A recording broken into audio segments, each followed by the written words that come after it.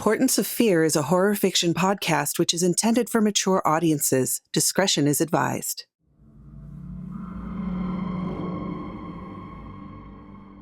Welcome, Fearlings, to another weird and horrifying tale made just for you. I am your host, Michulhu, and I'll be your guide into the macabre and mysterious. Tonight's story recounts what really happened to Stalin after he died in the 1956 classic horror movie, Stalin's Brain. Before we get started, take a moment to like, subscribe, and ring that notification bell so you don't miss a single terrifying story. Deep below Moscow, two scientists stood in front of a brass cylinder filled with a greenish ichor. On its top, tubing and wires connected to a terminal a few feet away, powering the life within.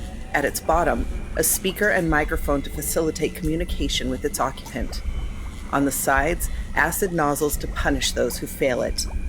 And in the center, a glass window framed by steel and bolts, revealing the cylinder's diabolical contents. Inside this monstrous contraption lives Stalin's brain, plotting the downfall of the American Empire. One of the two lab-coated men stepped forward, peering through the glass. Sir, we have good news. A suitable vessel for your communist intellect has been found. Dr. Petrov was the lead necromantic scientist for the Red Army. Finally, after all these years floating in this wretched tube, I'll be human again. Where does this person live? The second scientist approached. He had been tasked to give the bad news. This is where it gets a bit tricky, sir. He's an American teenager, Dr. Ivanov said. Stalin, even in this state, could have a person beaten to death. Dr. Ivanov had seen it done. It was unpleasant. He held his breath. A capitalist? No, it can't be. I spent a lifetime hating those guys. Stalin's green goo bubbled with indignation. Well, sir, he won't be a capitalist after we replace his brain with yours. He'll be dead, Dr. Petrov added quickly. Dead capitalists were always a good way to win Stalin over. True, okay. When can we get this American to Moscow? I really want legs to dance with again. That's the next issue, sir. The U.S. is winning the Cold War, largely due to the lack of your amazing leadership. Kidnapping an American teen isn't as easy as it was 10 years ago. We believe it would be better if we took you to the U.S., Dr. Ivanov stated nervously. The sound of a servo activated as Stalin aimed his acid nozzle at the scientist. How dare this worm suggest that he sneak into America? He would ride into New York on a tank. That had been offloaded from a boat, of course. Dr. Petrov threw up his hands. No, please, don't spray acid on another one of my assistants. I just got this one trained. Fine. Begrudgingly, Stalin lowered his acid nozzle. He really liked spraying people with acid. It brought him great joy. The screaming reminded him of happier times.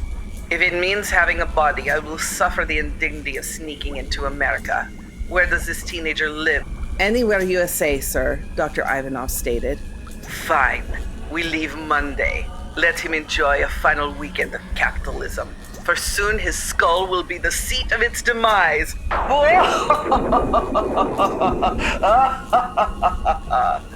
Susie, Chip, Buzz, and Ethel sat in Gus's diner waiting for their favorite song to play, You're Gonna Be Poor and Alone Someday by the Morbids. The place was hopping, packed with students from Taylor High. After-school milkshakes, rock and roll, and gossiping were a daily tradition. Chip stared at Susie. Ethel stared at Buzz. Susie kept glancing between Chip and Ethel. Buzz looked off into the distance with ennui. Buzz, Ethel blurted out. Sorry, babe. What do you need? Buzz replied. We've been going steady for 3 months. Would you let me wear your Letterman jacket next week? It's the week before prom, after all, Ethel reminded him. I mean, you haven't asked me to prom yet, but I would like to still wear the jacket if that's okay. Wait, Buzz, haven't you asked your girl to prom? It's all they live for senior year, Chip confidently stated. I wouldn't go that far. We have bigger dreams than prom, Susie protested. Are you alluding to marriage, Susie? That's the only thing more important to a young woman than prom. I've been dreaming of prom since 7th grade. What dress I'd wear, the music they'd play, the food. It's going to be dreamy, Ethel gushed. Her mind drifted to a fantasy of a perfect night. As if on cue, their favorite song, You're Gonna Be Poor and Alone Someday, started to play.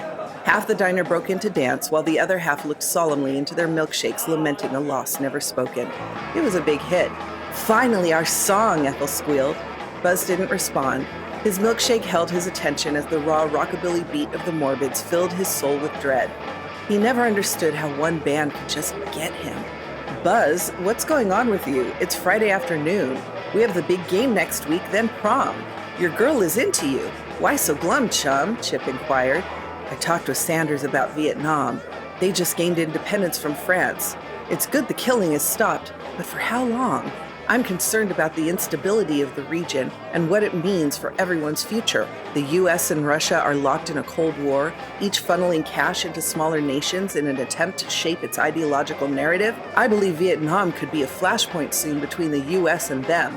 I think it's a bleak future awaiting us. Right. You need to stop reading the paper. Now, are you taking Ethel to the prom or what? Chip asked. Chip didn't get Buzz. Sure, he was a great athlete, but that brain of his thought too much. Always talking about political stuff that made Chip's head hurt. Buzz looked at Ethel sitting next to him. Yes, of course. Babe, can you wear my Letterman jacket next week, as long as you promise to go to prom with me? Buzz forced a smile. Ethel lit up. Finally, he asked, and it only took some gentle nudging, she thought. Oh, Buzz, thank you. I'm the happiest girl in Anywhere USA. Ethel proceeded to side hug him, planting a kiss on his cheek. Susie rolled her eyes. Chip sat back with undeserved pride. Buzz kept smiling to hide his fears of oncoming wars. Susie lived in the largest house in town. Her father was the mayor, her mother a housewife. Saturday night, Ethel was sleeping over. She often did. Ethel's parents both worked. Her dad was a lineman for the electric company, and her mom was a waitress at Lenny's. Ethel spent most nights alone, dreaming of being swept away by Buzz and living happily ever after. The night was young. Susie's room had powder blue walls adorned with pictures of the Morbids. The two girls sat on Susie's bed, wrapped in robes, hair in curlers, nails freshly painted, gossiping. "How was your date with Chip last night?" Ethel asked. "It was okay. He really wants to run the bases, but I told him no. I want my first time to be magical, not in the back of his truck," Susie answered. "The nerve! Buzz never tries to go past first base with me. He's a gentleman. SEX is for married women. My dad always says that good girls wait for husbands, easy girls get hurt," Ethel stated proudly. She knew the rules. Follow them and the world is your oyster. Though she did wonder why SEX was so bad. I don't buy that for a second. Adults are always telling teens not to do what they do. It's my belief women should be free to have SEX with whomever they want, whenever they want. SEX before marriage isn't a bad thing, Ethel. I just don't think Chip is the one, though I do let him get to third base. Ethel wondered what was at third base. First was kissing, second was a hand under the bra, but third? No clue. I don't know, life as an adult seems so complicated. Susie, can I ask you something? Of course. What's third base? Lean back, I'll show you, Susie said with a smile. The team and the cheerleaders sat around a bonfire, drinking cold beers they had stolen from their parents. A car radio blared music several feet away. The lake shimmered with moonlight. The night was perfect. Ironically, Buzz was the only one not drinking. Chip made sure to drink Buzz's share. "My girl's great, I'm telling ya. Susie loves third base. I just wish she'd let me go all the way," Chip bragged. Buzz sat on a rock near the shore, looking at the moon hanging in the star-packed sky. Without looking at his friend, he responded. "If she's so great, why did you make out with Tammy when we got here?" Buzz asked. "Because what Susie doesn't know can't hurt her. Besides, Tammy says I don't have to wait to hit a home run. Susie keeps saying no. She's just a good girl.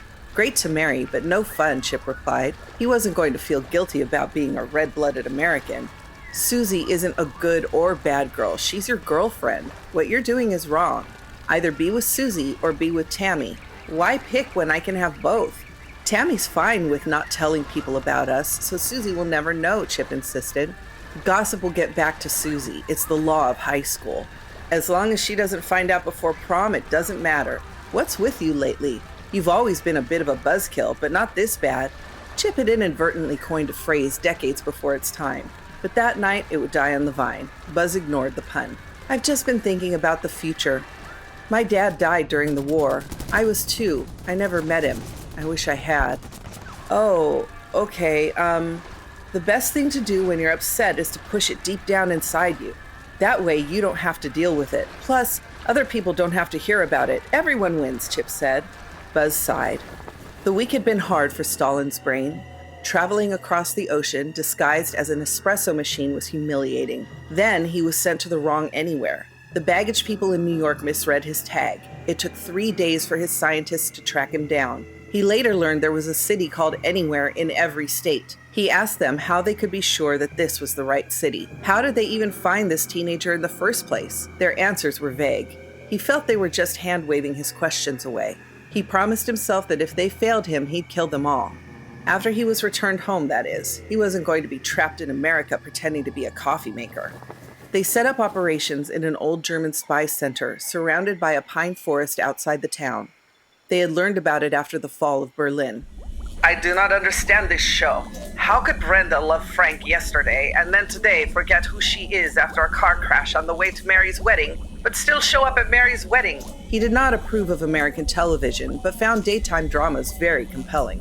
I don't know, sir. I thought she was going to tell Mark that he was the father of Trisha's child to get back at her for trying to sleep with Frank.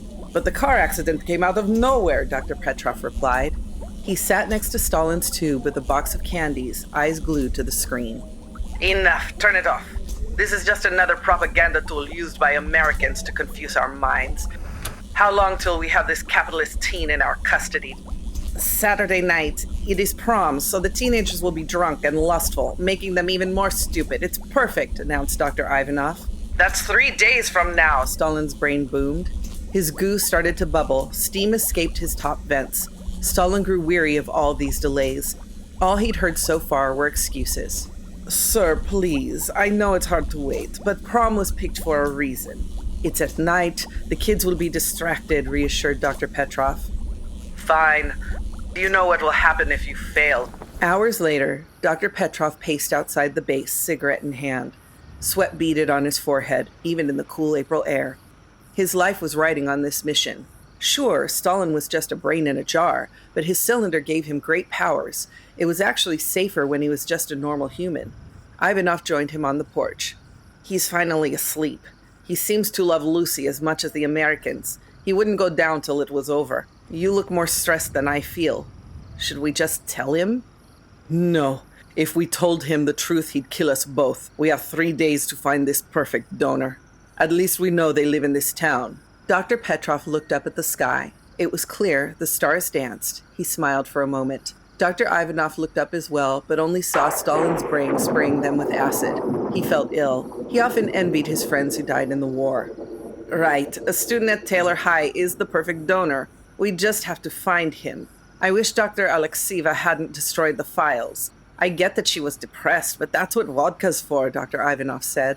She was fine when she came back from America, happy even. We should have asked for the teen's name before telling Stalin. Who knew she'd set fire to the building, Dr. Petrov questioned. Dr. Ivanov put his hand on his friend's shoulder. It's not on us. She should have pushed her emotions deep down inside, never speaking of them, and got on with her life. Instead, she let us down. She let Stalin down, and worst of all, she let communism down. For that, I cannot forgive her, Dr. Ivanov sneered. You're right, comrade. Petrov smiled nervously. He knew better than to disagree with a pro-communist rant. That was a good way to end up in a gulag. The hallways of Taylor High buzzed with talk of the big game on Friday night and prom on Saturday. School pride posters about the upcoming events decorated the walls. It was an exciting time. Buzz, Chip, Ethel, and Susie arrived to English class. Chip was thinking about his prom date choices. He'd decided that Tammy would be a lot more fun to go with, even if Susie was better looking. Buzz told him he was an idiot, but what does Buzz know? He told Tammy he'd break up with Susie during the week. It was Wednesday, and he still hadn't done it. Today was the day, he thought. He'd tell her at Gus's after school. She'd cry, and with no date, she'd just stay home. In time, Susie would get over it. Susie and Ethel had been giving each other looks all week, whispering away from the boys and acting goofy. Ethel blushed a lot. Buzz, being melancholy, didn't notice, but Chip did. It annoyed him. What could Ethel be saying that was so interesting to Susie that she'd ignore him? Until he dumped her, she was his girl after all. She should focus on him. The bell rang, and a man in a white lab coat walked in. He looked generically sinister. The teenagers sat up and faced forward. They knew that substitutes helped out when teachers were sick, so they deserved respect like all other adults. The man took to the podium and cleared his throat. Everyone felt his gaze wash over them. Students, my name is Dr. Petrov. I'm an exchange teacher from West Germany. I will be with you the rest of the week. Mrs. Baker is teaching my class. A hand went up. Dr. Petroff wasn't prepared for questions. He nodded at the girl. I saw her this morning when Mom was driving me to school. How could she be in West Germany already? The teenage girl asked. That must have been someone else. Otherwise, my class wouldn't have a teacher right now. Another hand went up. This wasn't good. This time, the kid didn't wait. Isn't West Germany in a different time zone? Your class wouldn't be in session right now. You're right. That's right. I'm sorry. I meant to say that Mrs. Baker will be teaching my class tomorrow, which is tonight here, I think. He could hear every second tick by on the clock over the blackboard. Susie's hand went up. She didn't wait for the nod. Shouldn't you be teaching German, not English? Susie asked. Buzz had a follow-up. And if you're from West Germany, why do you have a Russian name? None of this new adult's information held water. A murmur ensued. Dr. Petroff had to regain control. Silence! You will find all your classes are being taught by exchange teachers. I hope you show them more respect than you show me. Now, I'm going to take a roll, and then you will be given a test. You will be quiet. Do I make myself clear? Yes, Dr. Petroff. Good. He took a deep breath and started calling out names. He had forgotten how much he hated kids. Lunch finally arrived, but the normal cafeteria hullabaloo had been tempered by speculation. Ethel, Chip, Susie, and Buzz sat looking concerned at one another. Finally, Buzz spoke up. Something's wrong. I don't think these teachers are from West Germany. I don't either. During gym, they took blood samples before we had our dodgeball final. Why would they need our blood, Ethel wondered. They took a vial of my blood in science class. Then we had to do a balance test. They even measured our heads, Susie added. It's weird. A teacher questioned me in the hall about prom and the big game. She wrote in a notebook. She even asked about sex, but she didn't spell it out. The table looked at Chip in horror. That's terrible, Chip. I think Buzz is right. The exchange teachers are up to something. I say we watch what they're doing and compare notes after school. They all nodded in agreement. The teens met at Gus's diner to compare notes. They counted 12 exchange teachers in total, but 2, Dr. Petroff and Dr. Ivanov, seemed to be in charge. They also noticed other staff was missing. Principal Mackey was out sick, according to Patricia, the office lady. Vice Principal Shale had left after receiving a strange call. All the janitors were replaced with fill-ins. Patricia and the lunch ladies were the only American staff in the whole school, but they didn't seem worried. All the paperwork was in order. I think the adults were drugged or something. It's almost like that new movie, Invasion of the Body Snatchers. You're right, Susie. It's like the adults have been replaced. I think we need to go to the police, Ethel said. The police will want more proof. What about your dad, Susie? He's the mayor, Chip asked. Yeah, I hate to say it, but he might be the perfect person to talk to, she admitted. The teenagers arrived at Susie's to find a large white box truck in the circular driveway. The group entered the house to find Susie's mom talking with Dr. Petroff. Both were drinking champagne. They laughed loudly before noticing the teens standing there. Oh, kids, it's good to see you. I think you all know Dr. Petroff, the exchange teacher. He's having dinner with us tonight. You all should join us, Susie's mom offered. It is the invasion of the body snatchers. Run, Ethel screamed. All 4 teenagers ran right out the front door and sped off. I'm sorry, Dr. Petroff. Promise soon, you understand? Of course. Teenagers have active imaginations, the doctor replied. They know. The police station of Anywhere was an office with one jail cell that was always empty. Captain Rick often said that the town was just too good to need someone like him. That's why he stayed. So when 4 local teens came barging in with stories of Russian body snatchers, the captain became concerned. Kids, I met the exchange teachers. They're West German, not Russian. Trust me, I know the difference. I fought in the Pacific, Captain Rick assured them. Buzz almost said something but thought better of it. Sir, they took our blood and now they're eating with the mayor. It's clear that the West Germans with Russian accents have aligned with plant-based alien invaders. We're all in danger, Ethel blurted out. I think you need to stop watching those horror movies, young lady. Trust me, the teachers are not evil, just foreign. We can't hold that against them. This is America, after all. I think you all need to go home, have some warm milk, and get to bed. The group looked at each other deflated, then nodded to Captain Rick before walking out. Well, nuts. The adults won't listen. What are we going to do? Buzz worried. I know. We stake out Susie's place. When the doctor leaves, we follow him and see what he's really up to. It's up to us to save the town. And prom, Ethel stated with a smile. Ethel wasn't usually the one with the plan. It felt good. I think that's a great idea. Chip and I will go in his truck. Ethel, you ride with Buzz. This ends tonight, Susie affirmed. They all agreed and split up to save the town and prom. Chip and Susie jumped into his truck. Buzz and Ethel followed behind. She had wanted a few moments alone with him. We need to talk about Tammy, she said coldly. Chip's chest tightened. How? Did Tammy say something? Do girls not know how to keep secrets? Oh, geez, he thought. What are you talking about? There's nothing going on with Tammy and I. Just ask Buzz, Chip stammered. Buzz would lie for you. He wouldn't like it, but he would. Tammy, on the other hand, she wanted me to know all about the makeout session at the lake Saturday. Oh no, girls do talk, Chip thought. Look, I'm sorry. It didn't mean anything. I drank too much. It won't happen again, Chip said. No, it won't. You've been hounding me for months for sex, but I've always said no. It's not that I'm some good girl like Ethel. It was you. Chip, you never think past a certain depth. You only think about sports or going all the way. You're not as ready for it as you think. I'm not ready either. Tammy says you were going to break up with me. I'm guessing before prom, she inquired. Yeah, but I wasn't sure I wanted to. I'm sorry, Susie. You're swell, and I should have told you. I'm a meathead sometimes. I accept your apology. I think you should take Tammy to the prom, but don't go all the way with her. You should be head over heels in love the first time, Susie said. No, I'd still like to go with you. Let's finish out the year as a couple, even if we're just friends. I'd like that, Chip. Ethel stared at the box truck sitting outside Susie's house. None of this made sense to her. Why would exchange teachers drive around in a truck like that? Everything was wrong, and prom was only days away. She wanted to be home combing her hair. What are you thinking about? Asked Buzz. How weird all this is. Buzz, we are 2 days from prom, and I need to know. Do you love me? I don't know. I know I care for you deeply. I've never been in a relationship that's lasted this long, he admitted.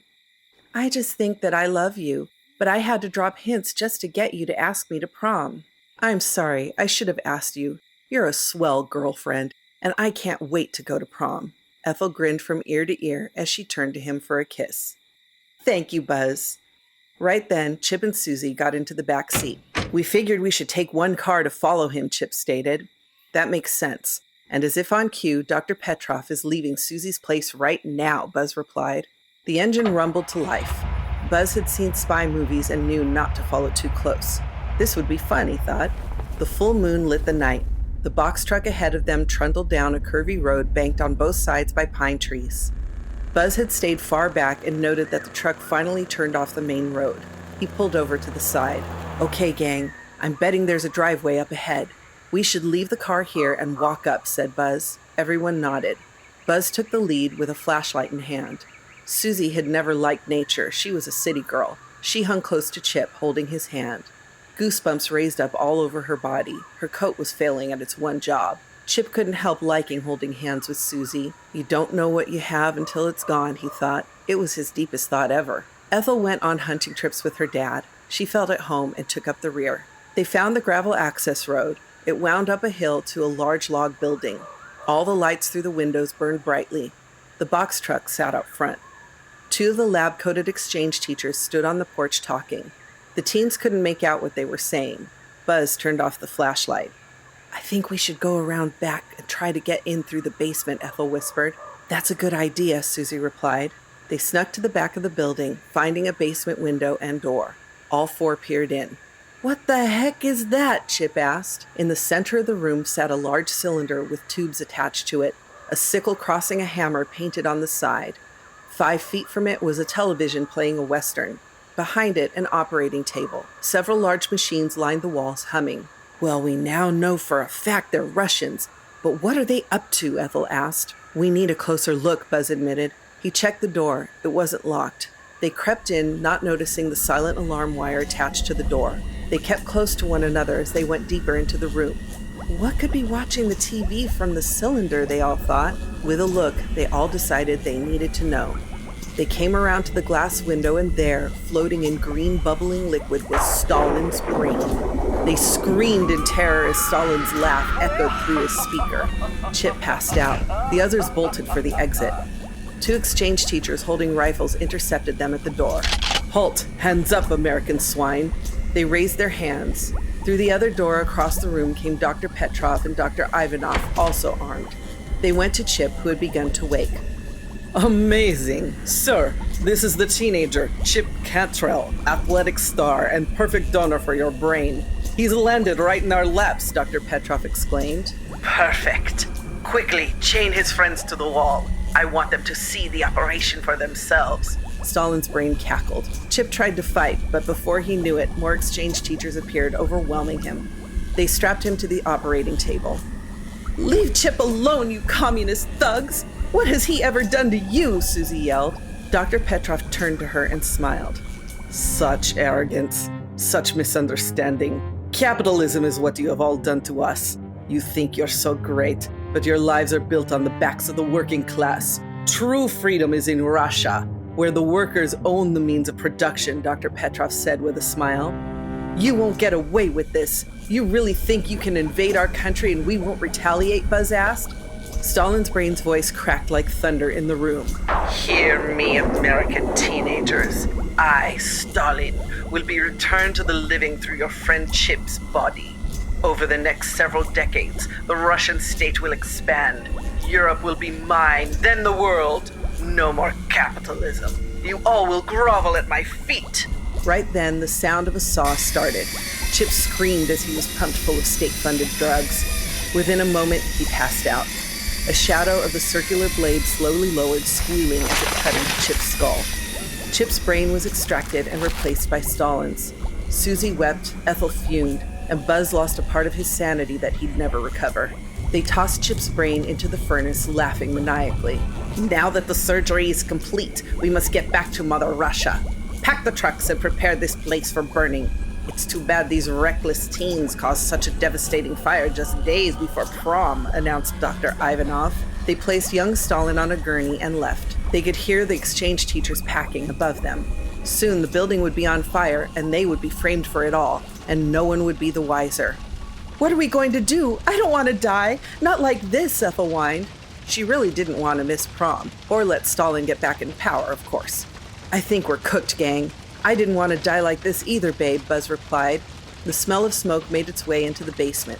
Susie let out a scream and with great force pulled her hand out of the manacle. Skin ripped from her wrist, bones popped. Smoke started to cascade down the stairs. We're not dead yet, you two. I'll let you out, Susie announced. Grabbing the keys from the table, she quickly freed her friends. The ceiling creaked as the building started to buckle. Quick, out the way we came, Buzz directed. He pushed the girls in front of him right as the building fell in on itself. Both girls passed out. The next morning at the hospital, "Wake up, sweetheart. You're okay now," Susie's mom said. It took Susie a moment to come to. "Buzz," she yelled. Her mom put her hand on Susie's shoulder. "It's okay. Buzz is all right. He's in surgery right now. You and Ethel passed out near the fire." "Did they catch the Russians?" asked Susie. "Yes, dear. Captain Rick saw the fire and stopped the truck as it was entering anywhere. They arrested all the exchange teachers and took Chip to the hospital. The captain felt terrible that he didn't believe you," her mom explained. "No, that wasn't Chip. Where is he now?" Susie asked, fear overtaking her. "Of course it was, honey. His parents picked him up last night. He seemed a bit off, but the doctor said he should be fine. He just needed to take it easy for a few more days at home. I bet he can't wait to see you again." You have to love old films like that. Retro tech, Red Scare themes, classic. What about you? What's your favorite old horror movie? Be sure to tell us in the comments. If you liked this Portents of Fear tale, consider joining our Patreon. There's a link in the description below. Want more horrific stories? Click on one of our other episodes on your screen now.